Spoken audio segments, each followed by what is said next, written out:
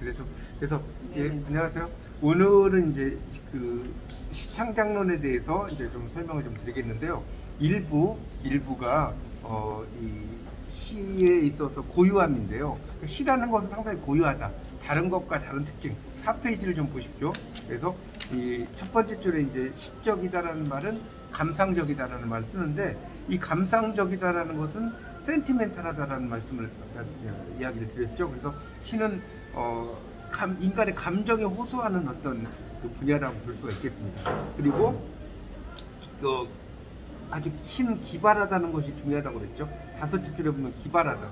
그러니까 기교를 가지고 있는 것이 바로 이제 시의 어떤 뭐랄까요, 상징성도 되면서 시의 상상력, 시적인 상상력이라고 할 수 있겠죠. 이런 것들이 이제 상당히 중요합니다. 그러니까 이런 시적인 상상력은 대표적으로 이 시적인 상상력을 많이 이야기한 시인 중에 그 영국의 시인 중에 그 사뮤엘 테일러 콜리지라는 시인이 있어요. 콜리지라는 시인이 있는데, 이 콜리지의 시들이 이제 이런 상상력이 뛰어나거든요. 예를 들어서 그 아편을 그 복용을 하고 잠을 자면서 시를 써요. 시를 썼는데 이제 그런 시들이 이제 악마시라고 해서 뭐 노스부의 노래라든가 노스부의 노래 이런 것들이 이제 대표적인 작품이고, 쿠블라이 칸이라는 작품이 이제 대표적인 상상시라고 볼 수가 있겠습니다. 그리고 이제 4페이지의 밑에 둘째 줄에 보시면 이제 현대시는 현실 거기 밑줄 좀 쳐놓으세요. 너머를 지향하는 실험과 모험을 감행한다. 그 현실 너머의 어떤 거를 찾는다는 거죠. 자, 5페이지로 가겠습니다. 그래서 이제 감상적 원어는 첫째 줄에 순기능은 다른 사람과 쉽게 소통을 한다는 거죠. 이 감상적인 언어의 감상을 이야기하는 것이니까.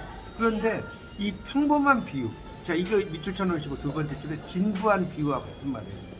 평범한 비유라는 것은 진부한 비유라는 말 훨씬 더 많이 씁니다. 예를 들어서 바늘기 이러면 너무 평범하다는 거죠. 그러니까 너무 뻔한 비유, 뭐 쟁반같이 둥근 달 이런 것이 평범한 비유 아닙니까? 이러면 피상적인 것이 된다는 거죠. 그래서 우리가 이제 시라고 하는 것이 이제 그런 것을 좀 더 넘어가는 뭔가를 해야 된다는 것이 상당히 중요하다는 겁니다. 그런데 이런 그 영감에 기대어서 시를 쓴다. 시는 1% 영감을 받는다라고 하지만 5페이지에 다섯째 줄 정도 내려가면 이런 말이 있어요.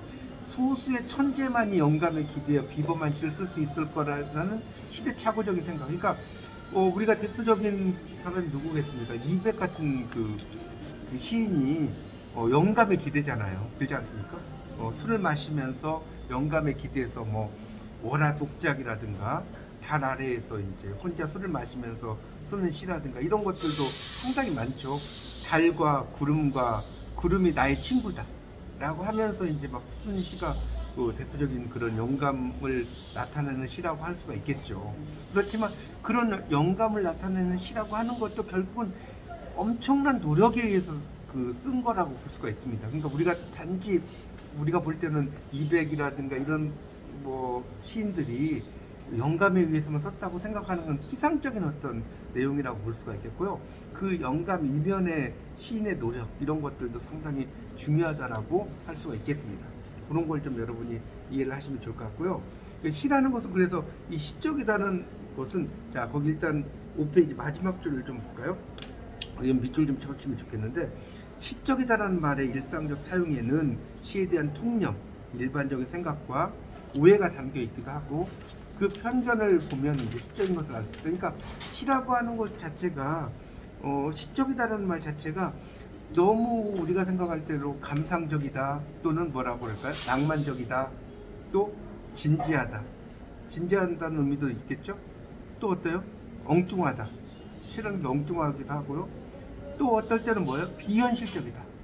뭐 여러 가지 뭐 할 얘기가 너무 많죠. 순진하다. 뭐 이런 것들도 있습니다. 그 4페이지에 밑에서 넷째 줄로 올라가 보시면 4페이지에 감상성부터 밑줄 좀 쳐볼까요? 감상성, 낭만성, 진지함, 기발함이 있을 거예요. 비현실성, 순진함, 엉뚱함, 비약 이런 게 이제 시에 대한 어떤 일반적인 평가라는 겁니다. 그렇지만 시라는 것은 뭐 그런 것만 있는 것은 아니다 라고 이제 이야기할 수 있겠고요. 자, 6페이지로 넘어가 보겠습니다. 6페이지의 셋째 줄을 볼게요.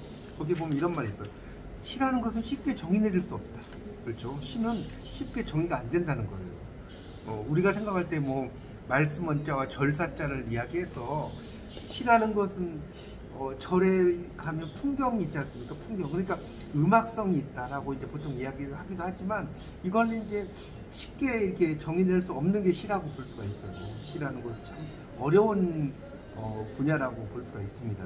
그런 내용들이 쭉 있으니까 한번 읽어보시고요. 6페이지의 그 마지막 단락에 보면 빅토르 위고가 나와요. 레미제라블이라는 작품을 쓴 작가가 빅토르 위고 아닙니까?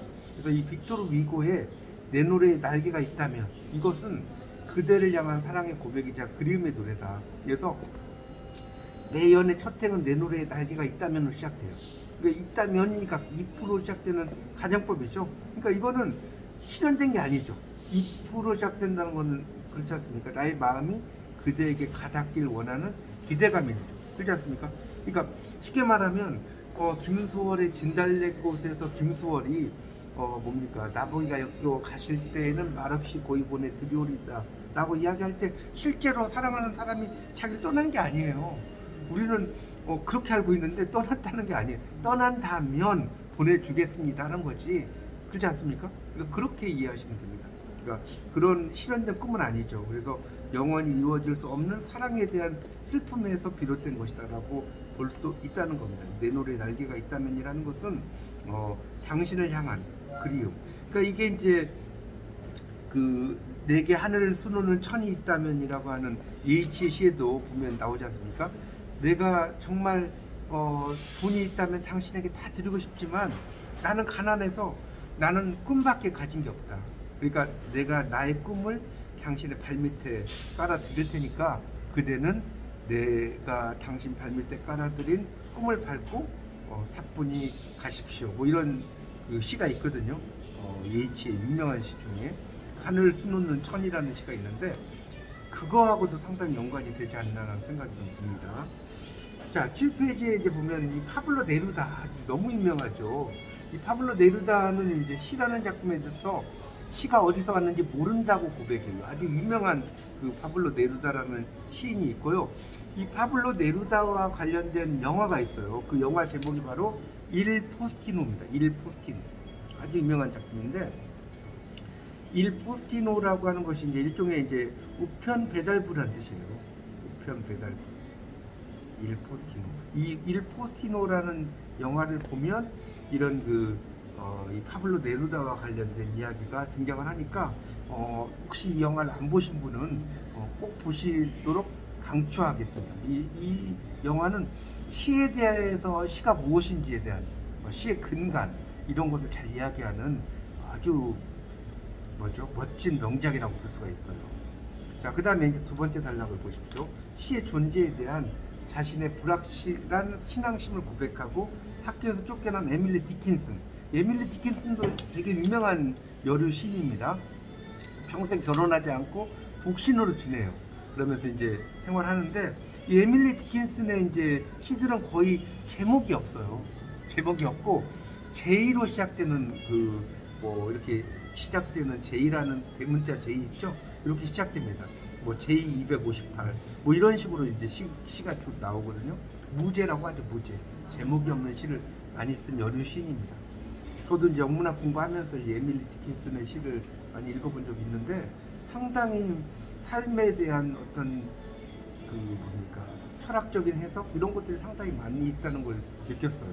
그런 걸 좀 알아두시면 좋겠습니다. 하여튼 이 에밀리 디킨슨은 이제 시들도 이런 희망, 거기 이제 5째 줄에 나오죠. 희망은 날개 달린 것. 여기에서 말이 없는 노래, 끝없이 이어지는 노래, 감미로운 노래는 폭풍 속에서도 따뜻하게 이룬다. 그러니까 시라는 것이 어떻게 보면 자신의 어떤 슬픔이라든가 이런 것들을 승화시키는 거죠. 영어로 말하면 이제 수블리메이션이란 말 쓰거든요. 수블리메이션. SUBLIMATION인데 이걸 승화라고 해요. 승화. 수블리메이션이라고 하죠.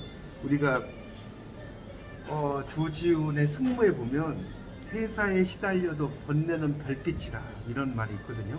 번뇌를 별빛으로 승화시키지 않습니까? 그런 것처럼 자신의 어떤 힘든 상황 이런 것들을 이제 시로 승화시키는 거. 어떻게 보면 이게 이제 시의 중요한 특징이 아닌가. 자신의 슬픔을 나만 간직하지 않고 그것을 시로서 나타내면서 여러 사람이 이제 같이 그 시에 대해서 공감할 수 있게 하는, 이게 이제 시의 중요한 특징이 아닌가 이런 생각이 듭니다. 자, 8페이지 넘겨보시면 시와 발견의 언어라고 하는 부분이 나옵니다. 자, 거기에 이제 보면 이 시라고 하는 것은 이 순수하고 고운 말의 수집이라고 첫 번째 줄에 보면 나옵니다. 그러니까 시라는 것은 되게 순수하고 고운 말이다 이런 거죠. 그러니까 그런 것들을 잘 연결시킨 것이 이제 시의 특징이라고 할 수가 있어요. 거기 이제 쭉 한 6, 7째 줄 정도 쭉 내려가면 이런 말이 있죠. 시적인 아름다움이란 정해져 있는 게 아니고 예외적이고 희소하고 우연한 곳에서 발생하는 경우가 많다 나오고요. 그 밑에 보면 이제 그로테스크란 말이 있는데 이건 뭐냐면 기괴하다는 뜻이에요. 영어로 좀 쓰면 기괴한, 그로테스크 강사가 이제 태 오는데 기괴한이라는 뜻이에요. 그러니까 시라는 것은 아주 기괴하고 난해한 풍경 속에서도 인간의 삶을 이야기하는 것들이 이제 나온다고 볼 수가 있겠죠. 그래서 이제 사과를 보세요. 이제 8페이지의 마지막 단락에 보면 첫째 줄에 사과에다 동그라미 쳐볼까요? 사과라는 말이 있을 거예요. 자, 이 사과가 시적 제재로 주어지면 어떻게 쓸 것인가? 자, 우리가 사과하면 뭐 생각납니까? 동화를 보면 백설공주 생각날 거예요. 위험에 빠뜨린 독사가 백설공주를. 또 성경 속에서도 이 사탄이 이불 유혹하잖아요. 선악과도 있고 뭐 여러 가지가 있죠. 또 비를름텔이 이제 반쪽으로 쪼갠 아슬아슬한 사과도 있고. 자, 9페이지 가보세요. 뉴턴이 또 만유인력의 법칙을 발견했지 않습니까? 그런 사과도 있고 정말 다양한 사과가 많지 않습니까? 그렇죠? 이 사과가 있는데 이 사과에 대해서 독특하게 써야 된다는 거예요. 사과는 빨갛고 빨가면 맛있고 이런 것은 너무 진부하다는 거죠. 그런 것을 이제 이야기를 하고 있습니다. 그래서 이 시를 쓴다는 것은 자신의 내면에 귀를 기울여야 된다. 거기 9페이지에 보시면 인용시에서 인용시에서 4줄 올라가 볼까요? 4줄 올라가면 거기 밑줄 좀 쳐놓으세요. 억지로 끌어다가 무엇인가를 꾸역꾸역 쓰는 게 아니고 시를 쓰는 나의 상황과 맥락 속에 특별하게 감지되는 사물과 감각을 발견한다. 시적 발견은 사물이 바깥이 아니고 내면에 귀 기울이는 시. 멋진 말이죠. 자신의 내면에 귀를 기울여야지만 시가 된다는 거예요. 그거 좀 밑줄 쳐놓으시면 좋겠습니다. 자, 그래서 이제 그 밑에 이제 다음에 나이덕의 시가 하나가 등장을 하거든요. 새는 날아가고라는 시가 있어요. 나이덕의 새는 날아가고라는 시를 한번 보겠습니다. 거기 보면 이렇게 나오죠. 새가 심장을 물고 날아갔어. 창밖은 고요해. 나는 식탁에 앉아있어. 접시를 앞에 두고 거기 놓인 사과를 베어 물었지. 사과는 조금 전까지는 붉게 두근거렸어. 사과는 접시의 심장이었을까? 사과씨는 사과의 심장이었을까? 둘레를 가진 것들은 하루에도 몇 번씩 담겼다 비워지지. 심장을 잃어버린 것들의 작동을 너는 들어본 적이 있니? 둘레로 퍼지는 침묵의 빛. 사과를 잃어버리고도 접시가 아직 깨지지 않은 것처럼 나는 식탁에 앉아있어. 식탁과 접시는 말없이 둥글고 창밖은 고요해. 가로처럼 입을 벌린 빈 접시. 새는 날아가고 나는 다른 심장들을 삼키고 둘레를 가진 것들은 하루에도 몇 번씩 그렇게 만났다 헤어지지. 이런 이야기거든. 그러니까 이 시는 상당히 좀 나이덕 시인의 이제 그 작품인데 우리가 사과라고 하는 것을 이제 소재를 가지고 썼지만 자, 이 상당히 시가 내적인 어떤 성찰, 내면적인 성찰 이런 것들을 이제 이야기하는 시라고 볼 수가 있습니다. 그 밑에 10페이지에 좀 해설을 좀 볼게요. 자, 우리가 이제 사과라고 하는 것은 뭐 이제 저녁 식탁에 이제 먹는 일인데 사과를 마주하면서 사과의 두근거림을 느끼는 감각으로부터 시적 순간은 발생할 수 있다 이렇게 나왔죠. 그러니까 불금이라는 것이 우리가 생각할 때 사과 색깔이 붉다라고 생각을 하지만 이게 두근거림의 빛깔이다 이렇게 나왔죠. 두근거림이다. 그러니까 두근두근 하면 얼굴이 빨개지지 않습니까? 그런 것처럼 이렇게 또 연결시켜 놨고 또 둥근 모양은 사과의 것만 아니라 식탁과 접시에 말았습니다. 그러니까 우리 접시도 동그랗잖아요. 식탁도 둥그랗죠. 물론 이제 네모난 식탁도 있지만 식탁도 둥그랗고 접시도 둥그랗죠. 이런 것과 연결을 또 시킨다는 것입니다. 그리고 심장을 잃어버린 것들의 두근거림에 귀 기울일 수 있는 내가 겪은 상실의 고통 이거를 이제 이제 시와 특히 이제 사과와 연결시켜 가지고 썼다는 것입니다. 자, 11페이지를 보세요.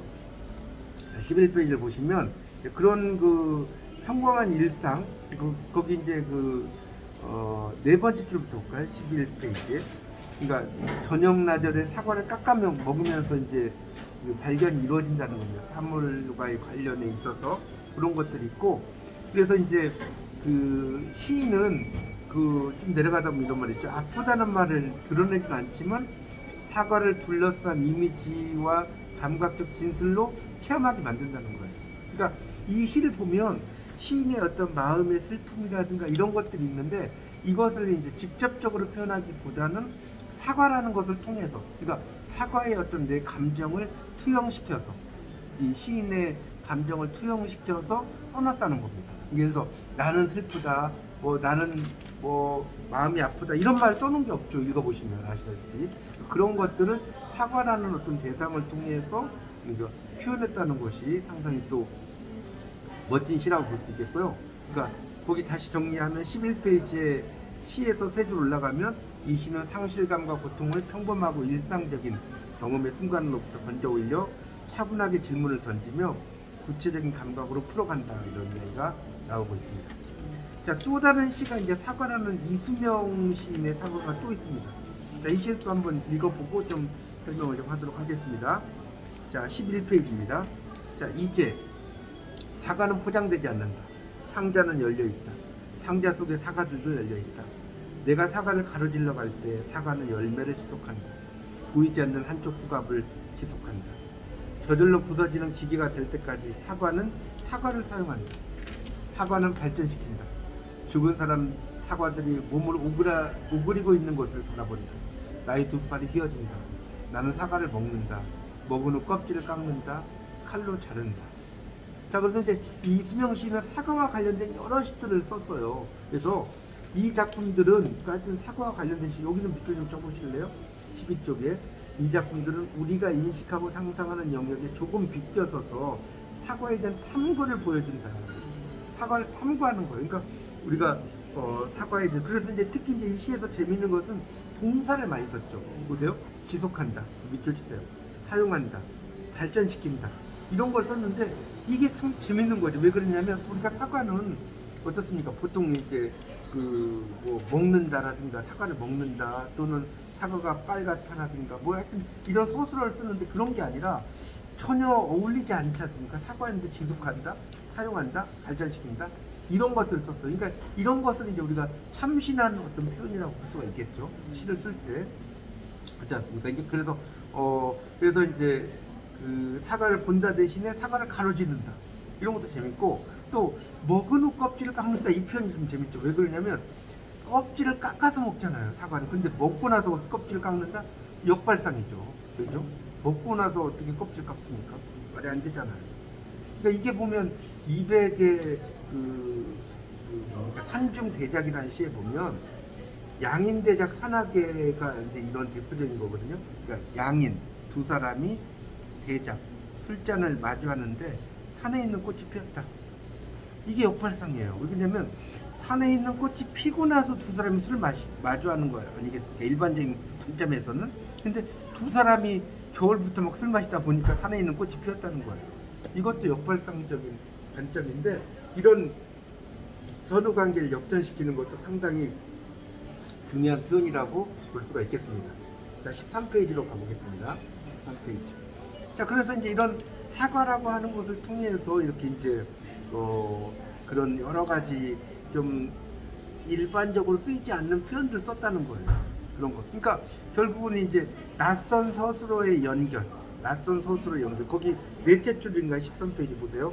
밑줄 좀 치세요. 낯선 서술어의 연결과 전후관계 역전을 통해 우리는 새로운 사가 만날 수 있게 된다. 밑줄 쫙 좀.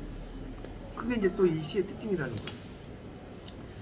이 사과라고 하는 것을 이제 낯설게 썼다는 거예요. 그러니까 이런 게, 이것도 일종의 낯설게 하기 기법이다라고 볼 수가 있겠습니다. 낯설게 하기 기법. 이 러시아의 형식주의자가 누구냐면 시클롭스키예요. 시클롭스키. 이 시클롭스키라는 사람이 이제 이런 낯설게 하기 기법을 형식주의 비평이라는 부분에서 이야기를 했지 않습니까? 시클롭스키가. 그러니까 이 사과라고 하는 것을 통해서 상당히 낯선 표현들을 많이 써놨죠. 일반적인 우리가 알고 있는 그런 사과와 관련되긴 하지만 좀 더 다른 관점에서 이렇게 사과라는 시를 쓰게 됐다는 겁니다. 그런 내용이 있어요. 그러니까 우리가 사과라는 시를 쓰면 뭐 사과는 빨갛고 사과는 맛있고 뭐 이런 거 아니겠습니까? 이런 식으로 쓴 게 아니고 사과를 통해서 어떤 자신의 내면 이런 것들을 잘 이야기한 작품이라고 볼 수 있겠습니다. 자, 14페이지 보시면 독창성이란 무엇인가가 있어요. 독창성. 우리가 독창성을 영어로 뭐라고 하냐면요, 오리지넬러티라고 이야기합니다. 오리지넬러티. 이게 독창성이거든요. 독창성. 그래서 이 오리지넬러티, 우리가 오리지널 하면 이게 원래의라는 뜻도 있지만 독창적이라는 뜻이 있어요. 그래서 그 일본의 소설가인 무라카미 하루키가 14페이지에 마지막 단락을 볼게요. 오리지넬러티란 무엇인가 라고 이야기했죠. 클래식과 올드팝을 예로 들어서 이야기한다. 비틀스의 가사를 통해서 뭐 신선하다, 에너지가 넘친다, 이런 이야기를 하고요. 자, 그래서 세 가지 사항이 있대. 이거는 좀 잘 보시는 게 좋겠습니다. 시를 쓰시는 분들은. 첫째, 밑에서 두 번째 동그라미 쳐보세요. 첫째. 자, 첫째 뭐라고 나왔습니까? 다른 표현자는 다른 독자적인 스타일. 그러니까 독창성은 뭐냐? 자신만의 어떤 스타일이 있어야 된다는 거예요. 남하고 똑같은 형식으로 쓰면 그건 독창적이지 않다는 거죠. 자, 그 다음에 15쪽으로 넘어가겠습니다. 둘째는 이 스타일을 스스로의 힘으로 버전업 할 수 있어야 됩니다. 그러니까 이 시를 쓰는 스타일의 양식 아닙니까? 자기의 힘으로 버전을 올린다는 거죠. 업이니까. 그런 것을 이야기하는 거예요. 자, 그런 걸 알아두시고, 그 다음에 셋째 있을 거예요. 시간의 경과 함께 일반화하고 사람들의 정신에 흡수되어 가치 판단의 기준에 일부러 편입되어야 된다. 다음 세대의 표현자의 인용원이 되어야 된다. 이게 무슨 말이냐면, 이 시가 너무나 좀 참신해서 여러 사람들이 이 시를 인용을 할 수 있을 정도가 돼야 된다는 거예요. 그래서 이제 여기는 말을 좀 어렵게 써놨는데 쉽게 말하자면, 그러니까 시가, 그러니까 우리가 너무나 진부한 어떤 표현을 가지고 시를 쓰면 재미가 없잖아요. 그러니까 시가 좀 더 참신하면 내가 이걸 인용하지 말라고 하더라도 사람들이 인용을 한다는 거죠. 참 말은 이렇지만 상당히 실질적으로는 어려운 이야기입니다. 그 세 가지를 이제 이야기를 하고 있다는 겁니다. 무라카미 하루키가. 이렇게 이해하시면 될 것 같고요. 자, 그 다음에 이제 15쪽의 마지막 단락을 보면 일본의 조각가인 다카무라 고타루는 약지 안쪽은 매끈매끈한 거울 표면에서 요철을 느낀다. 요철이라는 것은 이제 들어가고 나온 거예요. 이게 들어가고 나온 거. 뭐 이렇게 이제 이게 튀어나오고 나오고 이런 거 있지 않습니까? 이렇게 이제 들어가고 이런 게 요철이거든요. 이해가시죠? 튀어나오고 나온 거. 그걸 이제 말하는데 예민하다는 거예요. 그래서 유리의 표면에도 무늬가 있는 것처럼. 그래서 억지로, 약지로 유리 표면의 경사를 느끼는 감각이 기분 좋은 현기증이다. 이렇게 이제 이야기를 했다는 겁니다. 그러니까 그만큼 이제 이 조각가 이 사람도 이제 시에 대해서 이렇게 어떤 뭐랄까요, 아주 미묘한 어떤 것에 빠져들어가는 것처럼 이렇게 표현했죠. 자, 16페이지 넘겨보세요. 그래서 이 시세계라고 하는 것은 이제 그런 어떤 흉내내는 이 밋밋이라고 나오죠. 거기 그 5째 줄에 보면 시세계가 언제나 가지런히 잘 정돈된 언어로만 표현되는 건 아니지만 스타일만 흉내내는 미믹. 이 미믹이란 말 자체가 흉내내다라는 동사예요. 그 미믹이라는 단어가 동사로 쓰인 거예요. 흉내내다. 이런 동사죠. 개성을 표현하면 안 된다는 거예요. 그러니까 자신만의 스타일을 써라 이런 이야기죠. 자, 그 다음에 이제 16페이지에 질문의 방식으로 시쓰기가 있는데, 그래서 이 시라고 하는 것을 자기의 어떤 생각에 대해서 스스로 질문을 하고 그 질문에 대한 대답을 하는 것이 바로 시쓰기라는 겁니다. 그래서 16페이지 마지막 단락, 최근 들어 글쓰기는 작품의 제작이 아니라 쓰는 행위 자체에 초점을 두고 있다. 쓰는 행위 자체가 중요하다는 것입니다. 그런 것들을 쭉 이야기를 하고 있습니다. 자, 그래서 17페이지를 좀 보세요. 17페이지. 그래서 거기 이제 17페이지를 좀 보시면 거기 위에서 좀 한 7줄 정도 쭉 내려가 보세요. 내려가면 끝에 패터슨이라는 도시에 사는 버스 운전기사 패터슨은 시를 쓰는 삶을 살아간다는 점에서 좀 더 다르다. 그렇죠? 이렇게 나오죠. 그러니까 우리가 시라고 하는 것은 꼭 시인만 어떤 시를 쓰거나 이런 건 아니라는 거예요. 그러니까 시라는 거는 뭐냐? 일상에서 느끼잖아요. 근데 일상에서 느끼는 감각적인 충만함이라고 하죠. 감각적 충만. 이 감각적인 충만함을 뭐냐? 노트에다가 적어 나가는 거예요. 이걸 이야기를 하는 거예요. 이런 것을 이제 또 시라고 표현을 했습니다. 그런 내용으로 나오고요. 자, 18페이지 넘겨보세요. 그래서 넷째 줄에 시는 어쩌면 모두가 세상을 똑같이 바라보지 않아도 좋다고 말하는 장르다. 그러니까 시라는 것은 또 살아갈 수 있는 개방성, 다양성 이런 걸 승인한다는 거예요. 그러니까 시라고 하는 것은 여러 사람이 얼굴이 다른 것처럼 스타일도 다르다는 거고요. 그 스타일은 다른 사람과는 달리 나만의 어떤 세계를 완벽하게 이제 표현하는 거 이런 것이 상당히 중요한 시의 특징이다라고 볼 수가 있겠고요. 그래서 이제 마지막 단락에 보면 시는 질문을 던지고 거기다 좀 밑줄 쓰세요. 그 물음을 이어가는 시인만의 고유한 방식이다. 이거 맞죠? 자, 이 표현이 멋있죠. 그러니까 시라는 것은 끊임없이 현상에 대해서 내가 질문을 던지는 거죠. 그리고 거기에 대한 대답을 하는 거. 이게 바로 이제 시라는 겁니다. 그리고 정답을 알고 쓰는 것이 아니라 정답에 다가가기 위해 쓰는 것이다. 이 표현이 또 멋있죠. 시라는 것은 정답이 없다는 거예요. 그리고 그러니까 좋은 질문을 이어가려면 자신만의 어떤 개성 이런 것에 집중해서 쓰는 것이 또 중요하다는 것을 이야기할 수 있겠고요. 그런 내용들을 이제 이야기하는 것이 바로 이제 제 1장에 나오는 시의 고유함 이런 거와 관련된 내용이라고 볼 수가 있겠습니다. 그러니까 정리하자면 이 시적이다라는 것은 결국은 이제 그런 그 감상적이고 낭만적이고 멍뚱하고 비약이 심하고 이렇다고 하지만 현실 너머를 이야기하려고 한다는 것이고, 그 다음에 시라는 것은 어떤 그 자기 어떤 내면에서 나오는 것들 이런 것들을 이제 시를 쓰는 것이라는 것이고, 그 다음에 또 시라는 것은 너무 뻔하거나 진부한 이런 표현들 이런 것을 또 시를 쓰면 안 된다. 같은 사과를 쓰더라도 다이덕 시인의 시라든가 또 하나는 뭐였습니까? 이수명 시인의 시처럼 좀 더 다른 표현을 가지고 사과를 쓰는 것이 훨씬 더 좋다는 거예요. 그렇죠? 그런 것을 이야기합니다. 그리고 독창성이라고 하는 것은 이 무라카미 하루키가 말하는 것처럼 14페이지에 나오죠. 자신만의 독자적인 스타일을 가지고 있고 또 이 스타일을 좀 더 버전을 올려야 된다. 그리고 셋째는 뭐였습니까? 다른 사람들이 많이 이것을 인용을 할 수 있어야 된다. 이렇게 이제 이야기를 하고 있습니다.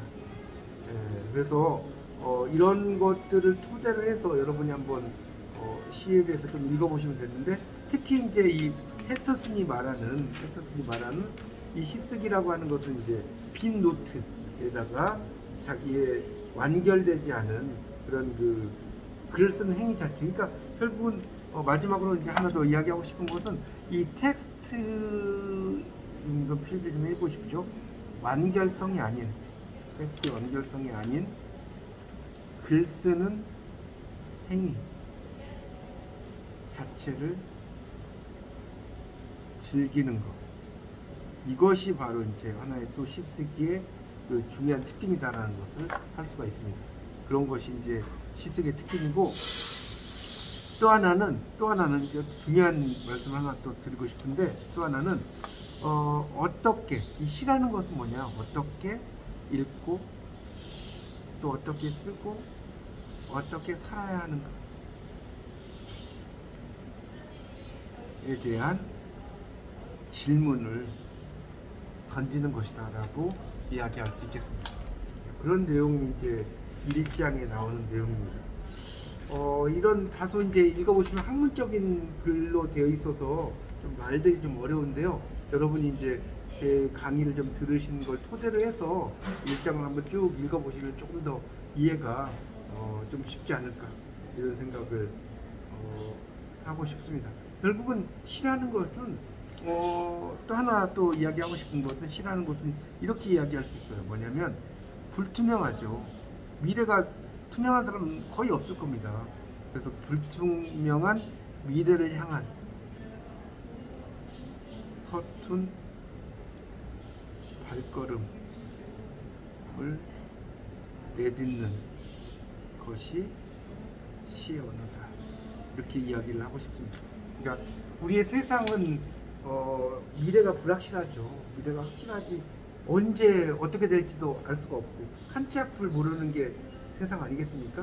그래서 이런 불투명한 미래를 향한 이 서툰 발걸음을 내딛는 시의 언어, 이것을 이야기한다라고 볼 수가 있겠습니다.